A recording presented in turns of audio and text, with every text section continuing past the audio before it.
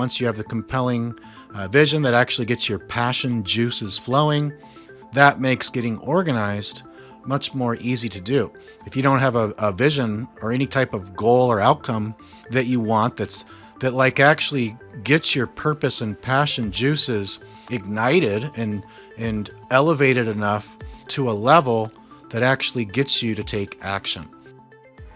Thanks for tuning in to the Elevation Recovery Podcast, your hub for addiction recovery strategies, hosted by Chris Scott and Matt Finch. Welcome to episode 244 of Elevation Recovery. This is Matt Finch, and in today's episode, you're going to learn all about organization, optimization for addiction recovery. I used to be one of the most unorganized people that I knew for most of my life, actually, probably up until a couple of years ago, maybe a few years ago, but really in the past year, and more specifically, in probably the past 6 months, I have really got way more organized in as far as the home and as far as my systems. So I'm going to share a lot of these techniques with you. Some of them I came up with on my own. Most of them I learned from other people.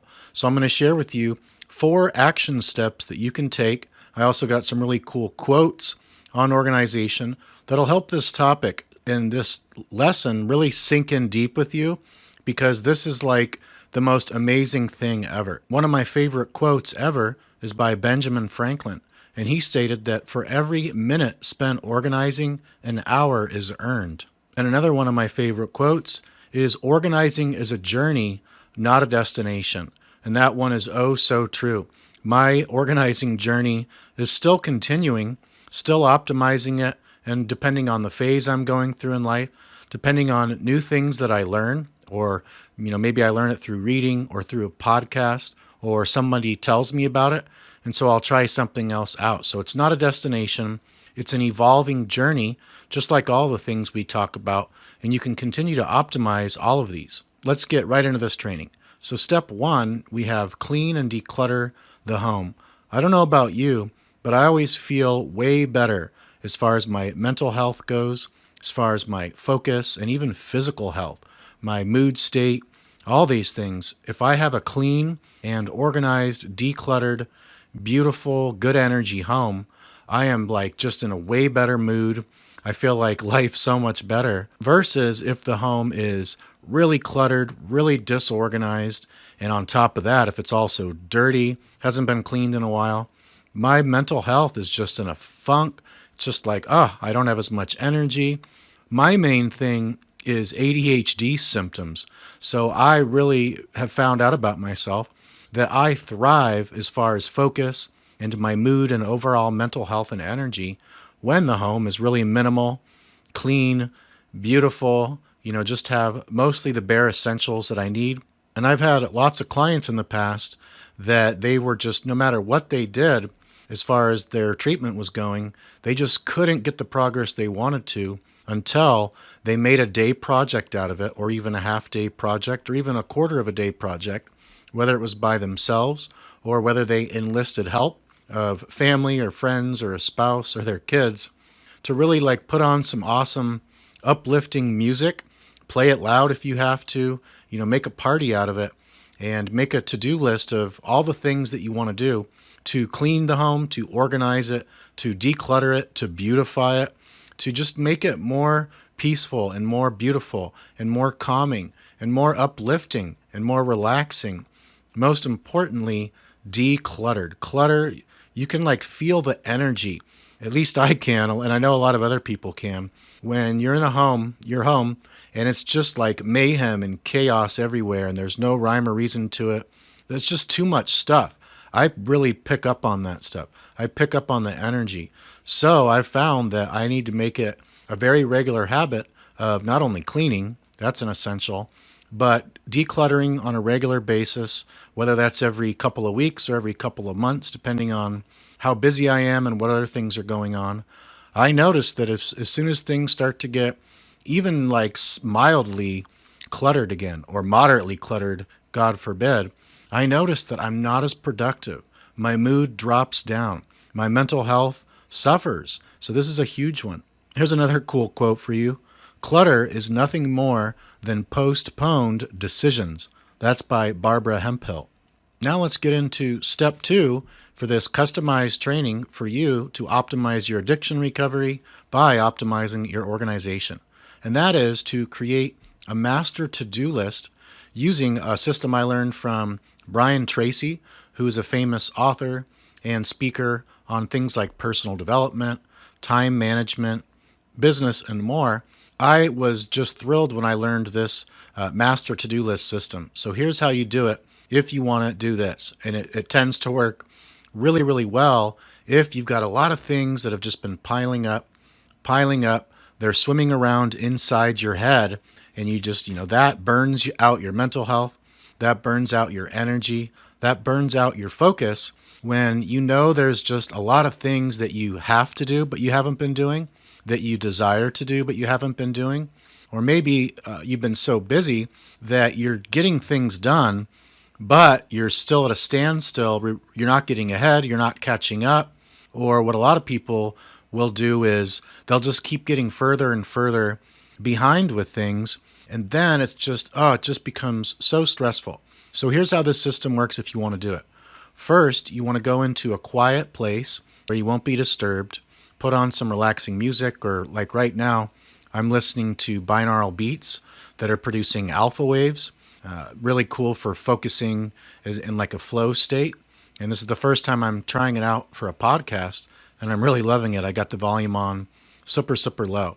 So what you first do is write down everything that you can think about that you need to get done, but you haven't. Next, that you want to get done, and just keep writing things down. I recommend doing it pen and paper, but depending on your style and what works best for you. Of course, you could also do it on your phone or a laptop or desktop or a tablet or on a whiteboard, which we're going to talk about in another step. So come up with a master to-do list. That is, keep writing down, keep transcribing everything that's in your head that's coming up until it's an exhaustive list and you can't think about anything else to put on there. That's step 1. Step 2 is to find all the different tasks that are the most important that you want to or need to get done first. And then next to all those tasks, you're going to put an A next to all of them. So go to all the most important ones that you need to do or want to do and put A's, the letter A next to all of them. Then for the next category, you're going to go through all the things that are the second most important. And you're going to mark all those with the letter B. Then you're going to do that one more time for things that are the third most important. And you're going to label those with the letter C. And then finally, you're going to look for everything on that master to-do list that you can delegate to somebody else, whether it's someone in your family that could do it, one of your friends, or maybe it's something that you could even pay someone to do, pay a freelancer or pay a family member or friend. And so you're going to delegate that out. And then so the ones that you delegate out, great. Once you delegate those, now someone else is going to do those for you.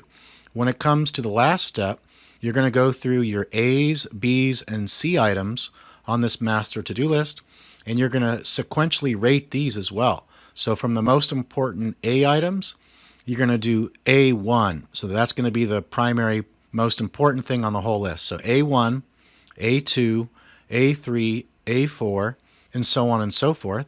And then you do the same thing with B, B1, B2, B3, and so on and so forth. And the same thing for C. And then the first time I ever did this, I was so behind. I was going through a huge funk, maybe about 5 years ago. And I just had so many ideas swimming around in my head, like it was like a whirlwind, like a tornado of, oh, I got to get that done. And, oh, I still need to do this. And, oh, man, I really need to do this. And I want to do this. And meanwhile, it was burning out my energy and my mental health. And it was making me confused and unfocused and stressed out. So when I found this system by Brian Tracy, and then when I did it, it was a huge document. I had like a stack of probably 5 pages, and like 3 or 4 of those pages, 8.5 by 11 or whatever the size is, sheets of paper, both sides of them, most of them. And so then I went through and I organized them in the fashion that I just taught you about. And just doing that, it maybe took 2 hours. Just doing that relieved so much stress, made me so much more passionate and like enthusiastic about actually getting all those things done, because now I actually had a really cool organized system, and now they stopped swirling around in my head. They didn't need to swirl around in my head and ruin my mental health and ruin my focus and all that jazz, because I had it right there. I had this document all organized. It was laid out plain and simple of exactly what I had to do. Now with mine, it was so messy from doing that after I did the master to-do list, then the A's, B's, C's, and D's for delegate, then did the A1, A2, A3, B1, B2, B3, so on and so forth, then it was really messy. So then I just got more papers and I wrote it out again, really nice and clean, and made it really just beautiful. And I even did some different color coded using color pens to make it even more organized and more visually stunning and optimized. And that takes us to step number 3, which is to really organize your home in such a way that it makes taking supplements, eating healthy foods and beverages and nutritious meals, and exercising much more easy, much more readily available to you. So I know how hard it can be if you've got away from taking supplements, if you've got away from eating really well, if you've got away from exercising and other type habits. You can actually optimize your home in such a way that it makes restarting these habits or sticking with them if you've already started these habits much easier. So one thing you could do is put all of your supplements on the kitchen counter and facing with the labels facing you in a nice organized way. They even have like supplement shelves. I have a few from Dragon Herbs and one from the store Ross. So they're these cool multi-tier shelves where you can organize your supplements, and then they're all facing you. It just makes it so much easier versus putting them all in the cupboard where you can't see them or something like that. So that would be one way to do it. Another thing you could do is throw out all the garbage food in the cupboards and the fridge. Go shopping and really stock it with the healthiest foods that you can for your personalized, customized best diet, if you already know what that is. If not, we've done episodes on that before. And when you put these healthy foods in places in the refrigerator, in the freezer, and in the cupboards where they're the healthiest foods, the ones that you really want to focus on eating, same goes for beverages, when you place those in the spots that are the easiest to see and the easiest to reach, and then put all the garbage food, if you still have any of that stuff around, hide those or make those harder to reach, make those harder to see, or even lock them up if you've got a really bad sweet tooth or if you're into comfort foods. So the key here, and a great book that goes with this, is called Atomic Habits by James Clear. That is one of the best books that has changed my life more than a lot of the other books. It's pretty short too. It's a really good read. I read it and listened to the Audible too. I actually listened to the Audible in one sitting on a drive home from Los Angeles when I was going to see my doctor many years ago when the book came out. Atomic Habits teaches you the science, not only the science of habits, habit creation, how to break bad habits, how to create new ones, how to start off really, really small with habits just to get them going and get some momentum. But there's just so many great strategies and tactics in that book, Atomic Habits. And I learned this one from him. It's to make your habits that you want to start or keep up easier. Another thing that you could do that goes along with this step and this book training is to put if you have like workout equipment at your home, put it somewhere where you can see it. For instance, I have a pull-up bar right there in my bedroom door, and I also have resistance bands that are right next to the door where I can see the pull-up bar. I can see the light, the medium, and the heavy resistance bands. And I have my Bowflex adjustable dumbbell set that goes, I think, from 5 pounds all the way up to maybe 52.5 pounds, something like that. So I have all that stuff very visible. What other people do is they put their running shoes like right next to their bed. Or, what else you could do is if you like to jog or want to start going for even, brisk, fast-paced walks, put like your workout equipment, some nice running shorts and a cozy workout shirt and your shoes and socks And some people even go out and buy a new pair of nice running shoes and a new package of socks because that just feels good. And then you put it where you can see it. Some people even, when they want to start working out again, they'll go to bed with their workout clothes on. So when they wake up, they're already in their clothes.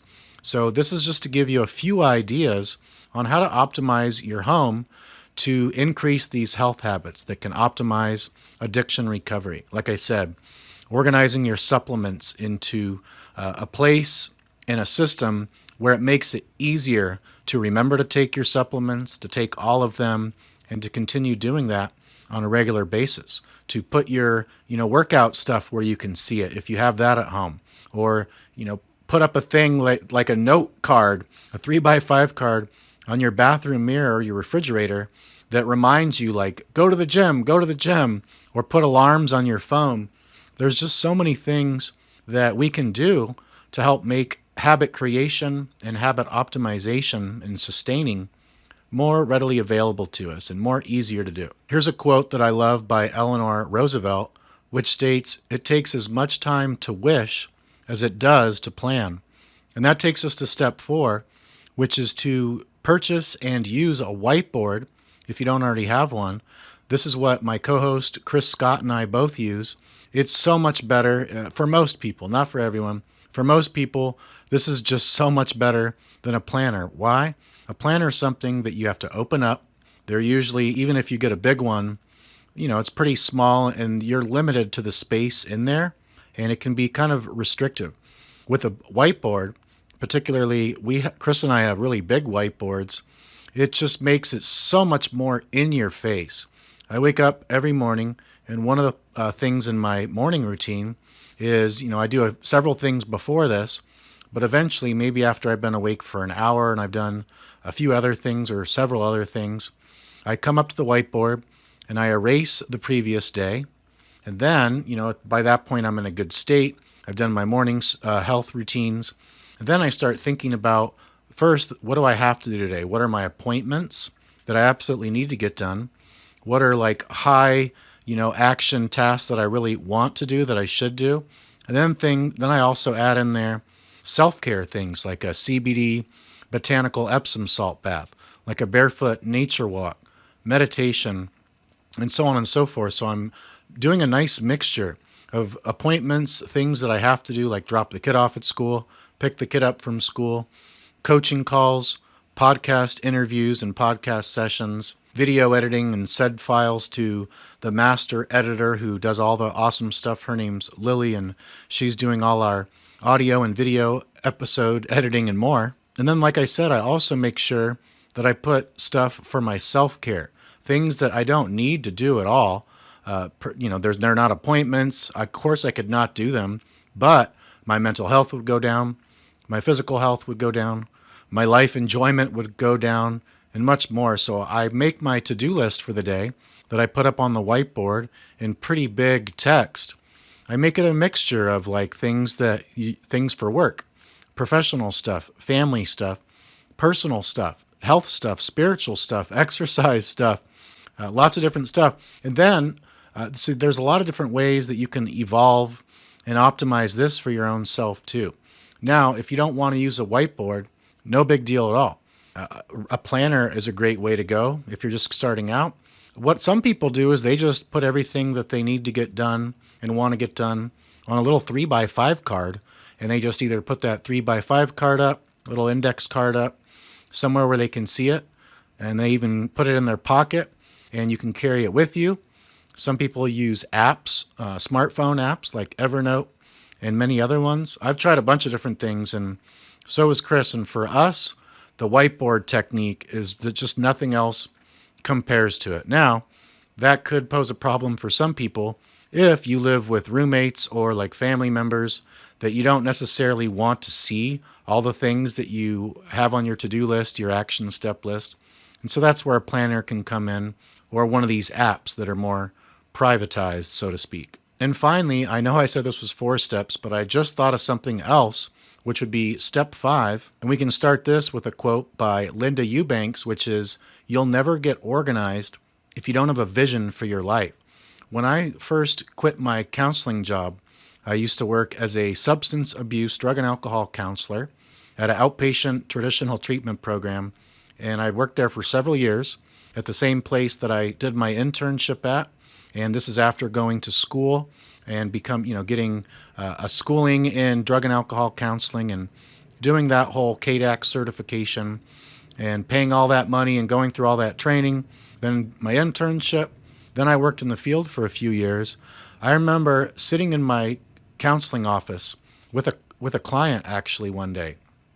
And I had been wanting to quit for a while. I was so burned out. My caseload was so way too big. It was actually illegal how many people they had on all of our counselors' caseloads. The place was just so profit driven, did not care about the clients and the patients at all. It was just all about money. So I wanted to quit there for a while, but I just didn't have the cojones to, because I had gone to all that training. I spent all that money.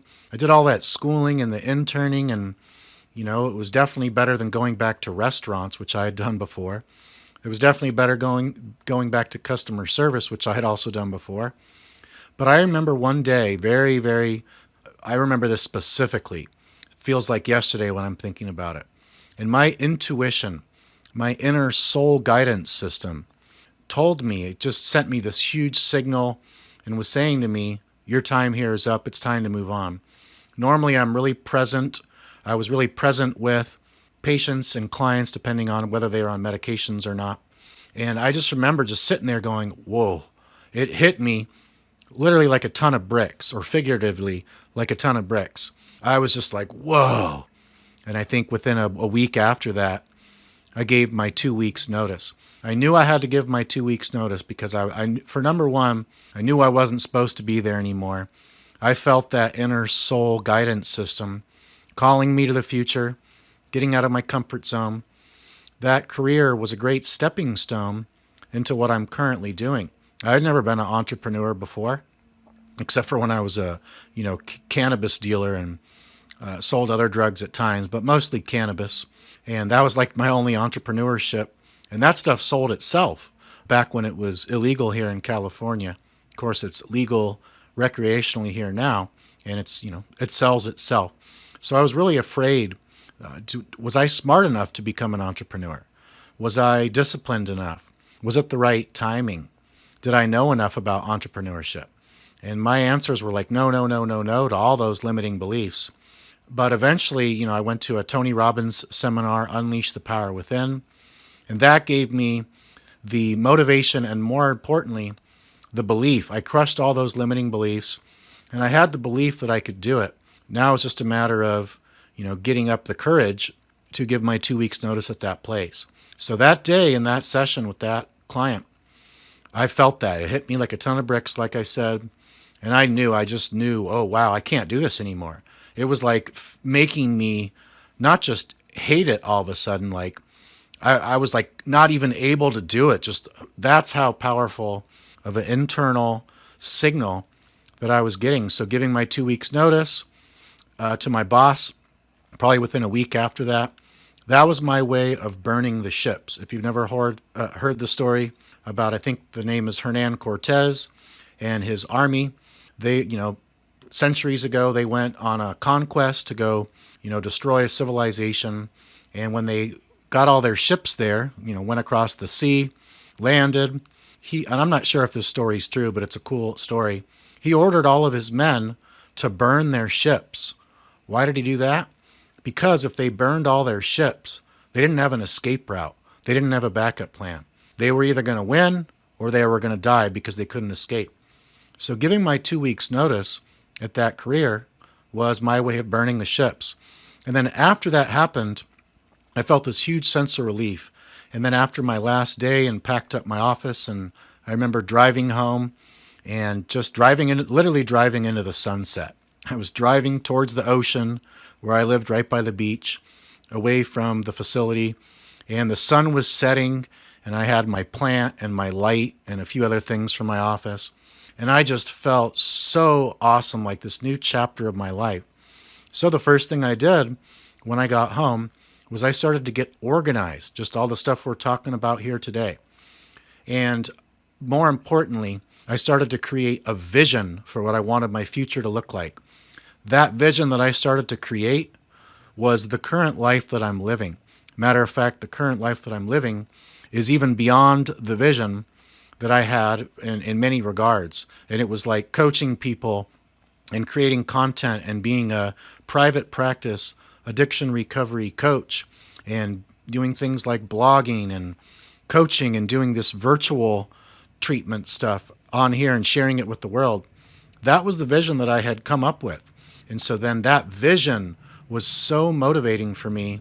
And then once I had that vision foundation, then I actually had the intrinsic drive and passion and focus to start to get organized, start to see what I could start doing with what I currently had.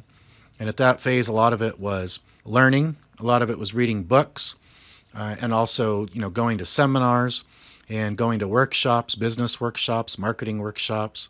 Like I said, reading lots of different books, journaling a bunch, and just really just taking this new direction and running with it. Of course, I was scared, but it was very exciting. I knew that this is what I was meant to do. I knew I was meant to help people with addiction. I also realized after several years of doing it that it wasn't meant to be in mainstream treatment, making like $16 an hour, having a caseload of literally 100 people. I had a caseload of 100 people that I saw during an average month. It was just so much paperwork, so many rules and regulations, so profit driven versus, human compassion driven. It was disgusting, at least at the place I worked at. And I know a lot of places, unfortunately, are like that. So again, to review, we have step 1 is to clean, organize, and declutter. Step 2 was to create a master to-do list and then go through and do your A action items, your B action items, C's, and delegates, and then go through A1 through 10 and even above if you need to. Same for B's and C's. Step 3 is to organize your kitchen and cupboards and other places of your home to be able to eat healthier foods, exercise, take supplements, so those things are out and easily visible and make it much more easy to either start or continue those habits. Step 4 was to either use a whiteboard, a planner, or some type of to-do list or daily action step, smartphone app, or another type of system. And step 5, which was the bonus step, is to really create a compelling vision for your life or even for the next 3 to 6 months. Where would you like to be 90 days from now? It doesn't have to be like a life vision like the one I created a long time ago, and I still create visions. So come up with a vision of, getting into a place where you could really, really see yourself being motivated to achieve that compelling vision. And that, once you have the compelling vision that actually gets your passion juices flowing, that makes getting organized much more easy to do. If you don't have a vision or any type of goal or outcome that you want that like actually gets your purpose and passion juices ignited and elevated enough to a level that actually gets you to take action. So that's all for today. Thanks so much for joining me. Love you guys so much, and I can't wait to see you for the next episode. Take care.